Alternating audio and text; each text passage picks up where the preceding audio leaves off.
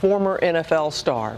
Redskins running back Clinton Portis earning more than $40 million on the gridiron, but life after football led to bankruptcy and almost drove him to murder. In 2013, Clinton Portis sat in his car outside an office building in Washington, D.C. He had a pistol on his lap. He wasn't there to rob anyone. He wasn't there to scare anyone. He was there to kill. Portis had made over $43 million playing in the NFL. 2 Pro Bowls, nearly 10,000 rushing yards. The guy was set for life. But by the time he was sitting in that car, most of the money was gone.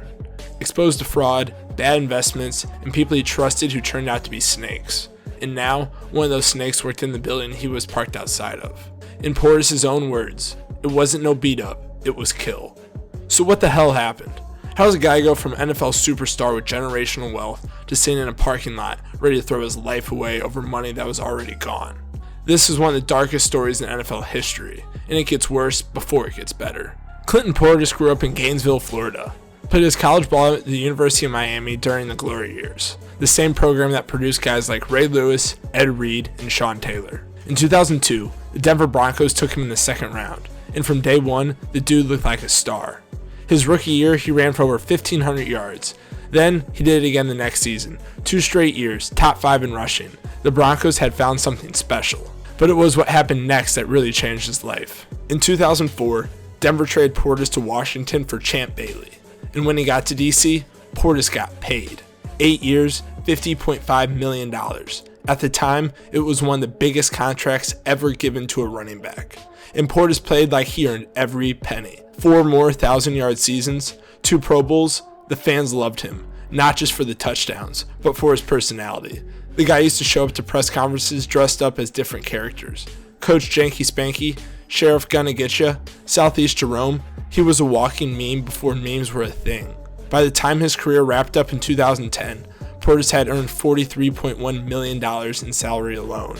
Add in endorsements and bonuses, and you're looking at a guy who should have been financially untouchable. But here's the thing about NFL money. It disappears faster than you think, especially when the wrong people are managing it.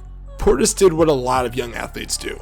He handed his money over to professionals, financial advisors, guys in suits who talk about diversification and long-term growth. One of those guys was named Jeff Rubin.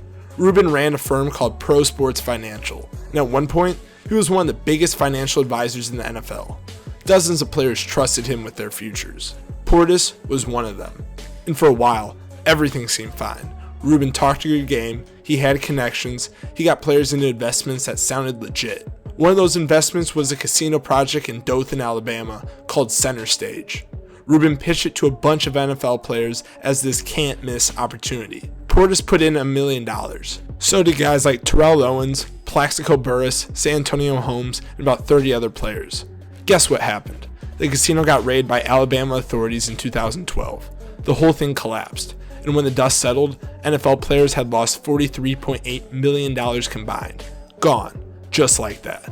But Rubin wasn't done burning Portis. See, Portis later found out that Rubin's company had opened an account in his name at a bank called Bank Atlantic. The signature on the paperwork? Forged, not his. Someone at the firm had faked Portis' signature to get power of attorney over his money. Then, they started making withdrawals. Over $3.1 million pulled out of his accounts without him knowing. Let me say that again. $3 million. Taken through a forged signature by the people Portis was paying to protect his money. And it didn't stop there. Portis was also connected to 2 other advisors. These guys used to work at a firm called Stratton Oakmont. If that name sounds familiar, it's because that's the company from The Wolf of Wall Street, the Jordan Belfort firm, the one that got shut down for massive fraud. These advisors brought Portis into a Ponzi scheme through a company called Success Trade Securities. More money, gone. By the time Portis realized what was happening, the damage was done. The casino money was gone, the forged withdrawals were gone, the Ponzi scheme money was gone, and the guys who did it, they got barred from the financial industry, but none of them went to prison. Portis watched the people who destroyed his finances walk away without consequences. That's when he started sitting outside that office building. Portis has talked openly about what was going through his head during that time. He wanted revenge. Not justice, revenge. He said he sat in that car multiple days and nights, waiting for one of the men who had taken his money. He had a gun, he had a plan, and he was ready to use it. The only reason he didn't? A phone call. A friend of his, a TV producer who also worked as a family therapist, called Portis while he was sitting in the parking lot. They talked. The friend walked him off the ledge. Portis later said if he had seen that guy before the phone call came through, he'd be doing interviews from prison right now. Or worse. Think about that for a second. A Pro Bowl running back, a guy who had everything, sitting in a parking lot ready to commit murder because the people he had trusted stole his future. That's how bad it got. You'd think hitting rock bottom would be the end of the story. It wasn't. In 2015, Portis filed for bankruptcy. The filing showed he owed over $5 million. Some of that was to creditors, some to the IRS, some to casinos. He even owed his own mother $500,000. Apparently one of his advisors had taken out a loan against her house without telling either of them. The guy who once signed a $50 million contract was now underwater, fighting off lawsuits and debt collectors. But here's where the story takes another turn. In 2017, prosecutors started investigating a nationwide scheme to defraud the NFL's healthcare reimbursement program. This was a plan set up for retired players to get money back from medical expenses not covered by insurance. Stuff like MRIs, therapy equipment, medical devices. A former player named Robert McCune figured out how to game the system. He recruited other ex-players to file fake claims for expensive equipment they never actually bought. Then they split the payouts. Clinton Portis was one of them. Between 2017 and 2018, Portis filed fraudulent claims and received about $99,000 from the program. He wasn't the mastermind, but he was a participant. In 2021, he pled guilty to conspiracy to commit healthcare fraud. 15 former NFL players went down in the same scheme. In January 2022, Portis was sentenced to 6 months in federal prison. The man who almost committed murder over being scammed ended up becoming a scammer himself. As of now, Portis is out of prison. He served his time and moved on, but his financial situation is still a mess. In 2022, he was arrested in Florida for owing nearly $150,000 in unpaid child support. Court documents showed he still owes millions to various creditors. He's done some media work, radio appearances, TV spots with former teammates. He's tried to rebuild, but the hole he's in is deep, and climbing out isn't easy when your reputation is shattered and your bank account is empty. Portis has talked about being scared to get tested for CTE.